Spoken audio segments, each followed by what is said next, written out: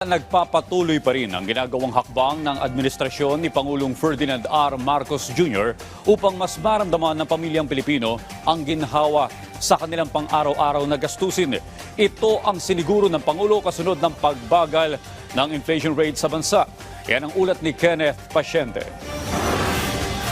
Ikinalugod ni Pangulong Ferdinand R. Marcos Jr. ang naitalang pagbaba ng inflation ngayong Agosto na bumagsak sa 3.3% mula sa 4.4% noong Hulyo. Giit ng Pangulo, dahil sa pagpapababa ng taripa, naibaba rin ang rice inflation sa 14.7% mula sa dating 20.9%, gayon din sa meat inflation na bumaba naman sa 4.0%.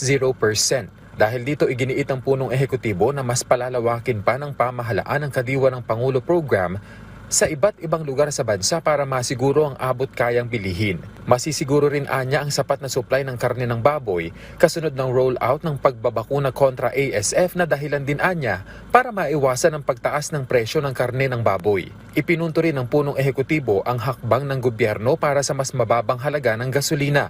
Ito anya ang mga ginagawang hakbang ng administrasyon para maramdaman ng bawat Pilipino ang pagbabago na nakapaloob sa hangaring bagong Pilipinas ng Marcos Jr. Administration. Gayunman, tiniyak ng Pangulo na tuloy ang trabaho para matiyak na maipagpapatuloy ang pag-usad at pag-unlad ng bansa para sa komportableng pamumuhay ng bawat Pilipino. Samantala, tiwala ang Department of Agriculture na patuloy na bababa ang presyo ng bigas sa mga susunod na buwan.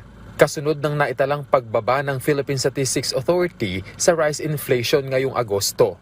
Umaasa ang DA na maaabot pa ang 7% pababang inflation sa bigas na magdudulot ng mas mabagal na kabuuang inflation rate sa bansa. Sa Oktubre, sinasabing mas mararamdaman ang epekto ng Executive Order No. 62 na nagbabawas ng taripa sa inaangkat na bigas. Single digit, maganda yan. Makita natin noong panahon ng after RTL, after a year, ang laki ng naging stability ng inflation because of rice. Nasa mga 2 to 4% lang.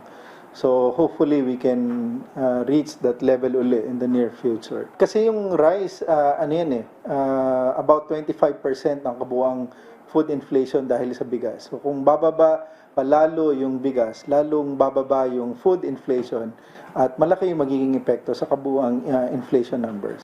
Kenneth Pasyente para sa Pambansang TV sa Bagong Pilipinas.